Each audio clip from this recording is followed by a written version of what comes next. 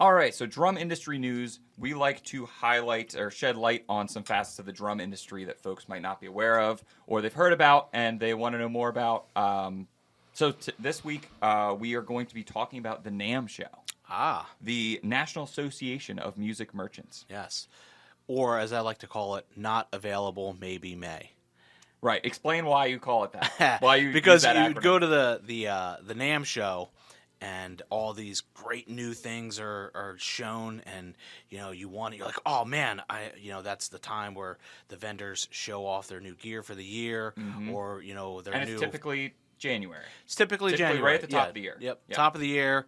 The companies are coming out with a new outlook, a new business model, new products, new things, new items, and a lot of times everyone wants to get them, and it's not available until May. Right. Or like, okay, well, how soon can I get this? This is great. I want to jump on this. And we're like, well, they're not going to be shipping until May. And that's what you find out. So that's what I heard a long time ago. I didn't make that up.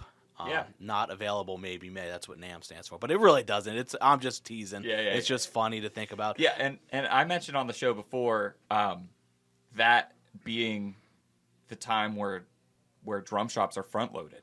Yeah. You know what I mean? Like I kind of gave that tip before of like, hey, if you're looking to check out a whole bunch of drums, try out a whole bunch of things, a lot of stuff comes in around May. That's right. So if you're making a list for Christmas in December, make sure you stop in May and check some stuff out so you know what you want. But it's going to be, the shop's going to be front loaded with a lot of that stuff in the beginning of the year, but really in that May kind of area, a lot of the new stuff for the year does show up. Yeah. Does show up. So definitely a good time. So the NAMM show, I went last year. I went to the 2022 NAMM show, and you've been. I've been. You've been to. I've been to Summer NAMM and Winter NAMM. Okay, so real quick, because this is the Drummers Pro Shop podcast, Sure. talking with drummers. It is. It is Drum Key. Yes. If you're going to go to a NAMM show, you want to go to Winter NAMM, Winter NAMM. not Summer NAMM. Not Summer. Well, I would say you can go to both. Do not but go to if Summer you're only NAMM. going to go to one. If you're only going to go to one, Winter NAMM is where it's at. That's everyone is there. Right. For the most part. Summer NAMM has the stigma of being more of a guitar-oriented show. A lot of the guitar vendors are there and such. Not that no drum vendors are there, Right, or anything else but like less. That. But it's less. It's a smaller, but the atmosphere is still the same. It's so super cool. But you're not doing your deals for the new year or anything else like that. It is more of a guitar centered show. Right. And just so you know, the Winter NAMM is in Anaheim, California. Yes. Which is right across the street from Disneyland. Yes. And the Summer NAMM is in Nashville. Yep. Music City.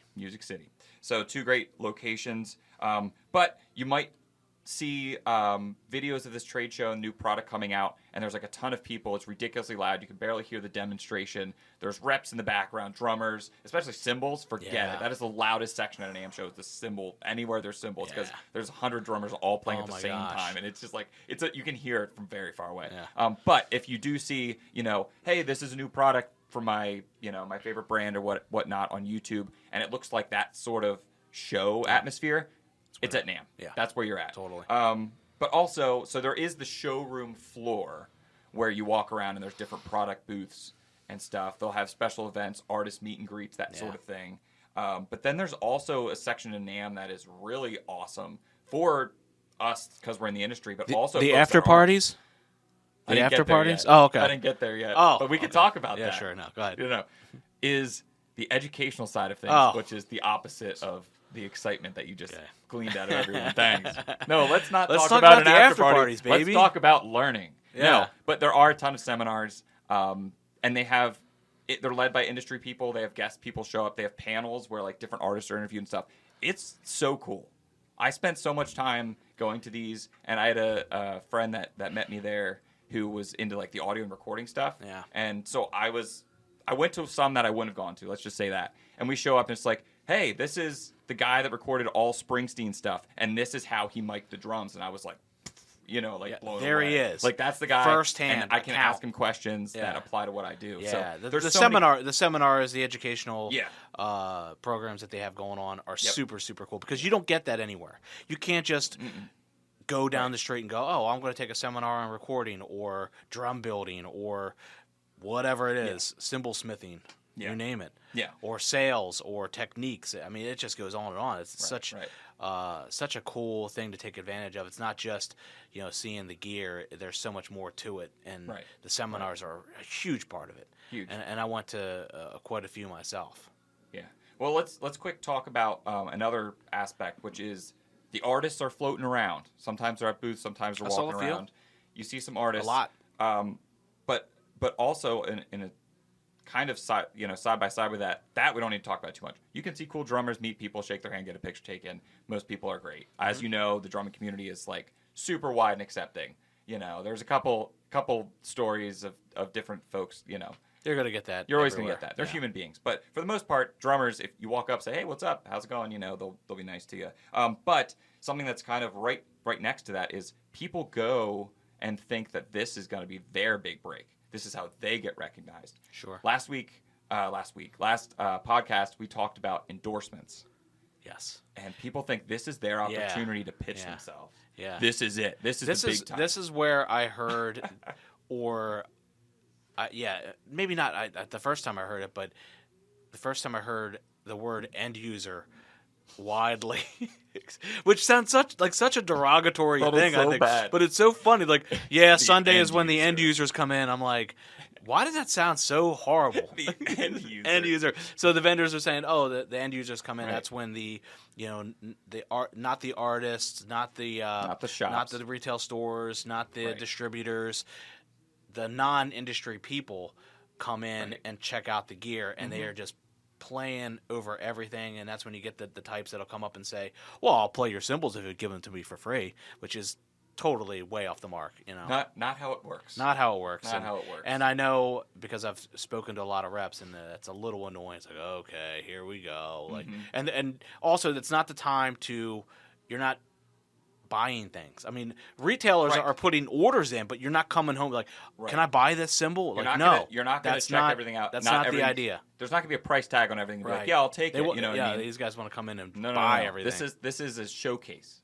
This is a showcase, and it's a great place for networking, which is my main point here, is the NAMM show for us industry folks, but also even if you're just a fan of different drums or you're looking to get your name out there eventually, don't badger about an endorsement, but network. You go there, you can meet the folks that are making decisions about the brands and the products that you're looking for.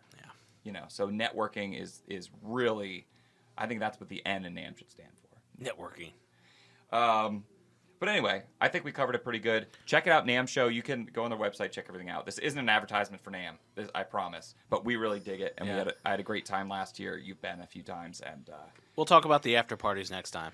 Do you want to talk about the after parties? Well, that's part of it too. It is. That's part of the networking. Is the hang. It's the hang afterwards. After the show is done, the vendors will sometimes offer, you to come and they'll have their artists playing. They're playing on performances, shows, bands. That's another thing. There's a variety of stages. So there's music happening all over. Cocktails. There's snacks. There's food. Sabian does it up. They are awesome. So they're on point with theirs. They have great art. Trying to get a ticket.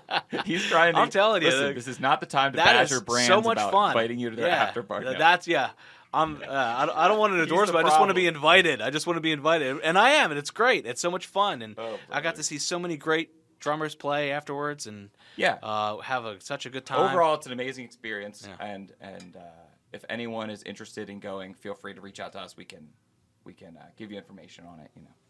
But let's move on to our next segment. Another inductee is coming your way. Hall of Fame.